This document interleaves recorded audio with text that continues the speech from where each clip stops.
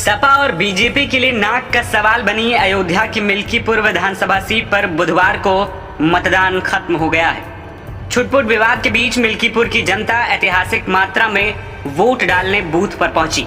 क्या युवा, क्या बुजुर्ग, क्या महिला, सभी ने कसकर मतदान किया। चुनाव आयोग के द्वारा जारी किए गए आंकड़ों के मुताबिक मिल्कीपुर में 5 बजे तक 62.25% मतदान हुआ। 5 बजे बूथ को बंद कर दिया जाता है, यानी जो लोग लाइन में लगे हैं वो सिर्फ वोट डाल सकते हैं। ऐसे में यह प्रतिशत और बढ़ सकता है। वोटिंग खत्म होते ही 10 प्रत्याशियों की किस्मत ईवीएम में कैद हो गई है, जिसका फैसला 8 फरवरी को होगा जब चुनाव के नतीजे आएंगे। मतदान की बात करें तो मिल्कीपुर में जब भी मतदान हुआ जनता बड़ी तादाद में मतदान करने आती है, लेकिन इस बार उपचुनाव में पिछले बार के सारे रिकॉर्ड टूट गए। पिछले 2 विधानसभा चुनावों में मिल्कीपुर में मतदान प्रतिशत में लगातार वृद्धि देखी गई है। 2017 में जहां 58.33% मतदान हुआ था, वहीं 2022 में यह बढ़कर 60.23 पहुंच गया। लोकसभा चुनाव में यहां मतदान का प्रतिशत 59 रहा था। इस बार की स्थिति भी विशेष रही, क्योंकि पूरे प्रदेश में केवल मिल्कीपुर में ही चुनाव था। सत्ता पक्ष और विपक्ष दोनों का पूरा ध्यान इसी सीट पर केंद्रित था। इसी के लिए 65% से ज्यादा लोगों ने अपने मत का प्रयोग किया।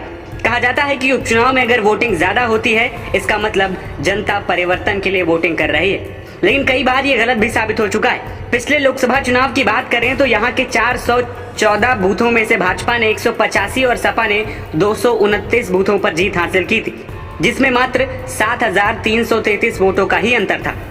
मतदान खत्म होने के बाद नेताओं की प्रतिक्रियाएं भी सामने आ रही हैं। इसी कड़ी में सुबह सपा अध्यक्ष और योगी सरकार में मंत्री ओम प्रकाश राजभर ने बीजेपी की जीत का दावा किया है कि मिल्कीपुर का चुनाव एनडीए प्रत्याशी के पक्ष में है। यहाँ भी वही हताशा निराशा विपक्ष के लोग बोल रहे हैं, और हम अपनी भाषा में कहें ना तो देखिए, मिल्कीपुर सत्ता पक्ष के लोग दुधारू गाय लेके घूम रहे हैं। विकास रूपी दूध के लिए दुधारू गाय। अब विपक्ष के पास ठाठ गाय है, तो जनता दूध चाहती है, विकास रूपी दूध, तो ठाठ गाय के लग जाएगी। समझना ना। अवधेश जी तो रो करके इमोशनल ब्लैकमेलिंग। अगर रोने से वोट मिले तो पूरे समाजवादी पार्टी के लोग लखनऊ से दिल्ली तक बैठ के रोना शुरू कर दे, सब उनको वोटवा एक तरफा दे देंगे। दूसरी ओर अयोध्या से समाजवादी पार्टी के सांसद और मिल्कीपुर प्रत्याशी के पिता अवधेश प्रसाद ने बीजेपी और पुलिस प्रशासन पर गंभीर आरोप लगाए।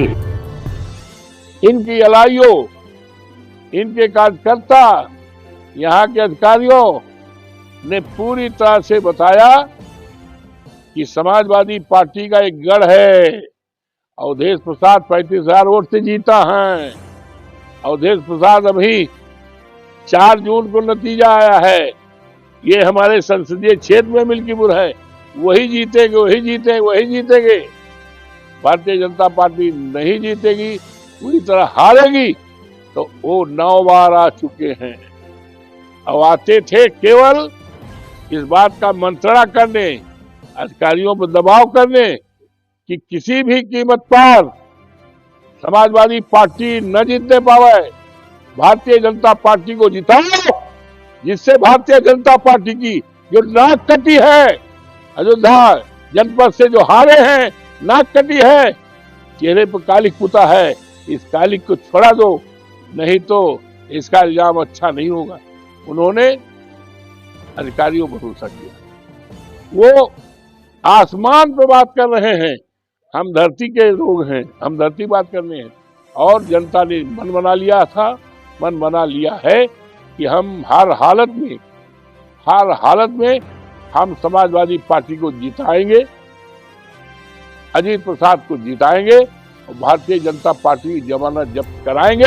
इससे पहले मतदान के दौरान दिन भर सपा की ओर से शिकायतें की गई और चुनाव आयोग ने भी शिकायतों का संज्ञान लेकर एक्शन लिया। बता दें कि मिल्कीपुर दोनों ही पार्टियों के लिए प्रतिष्ठा का सवाल बन गई थी, क्योंकि एक और बीजेपी को लोकसभा चुनाव में अयोध्या सीट पर मिली हार का बदला लेना है, तो दूसरी ओर सपा इस सीट पर लगातार जीतती आ रही है। ऐसे में देखना यह होगा कि 8 फरवरी को कौन बनेगा मिल्कीपुर का महाराज।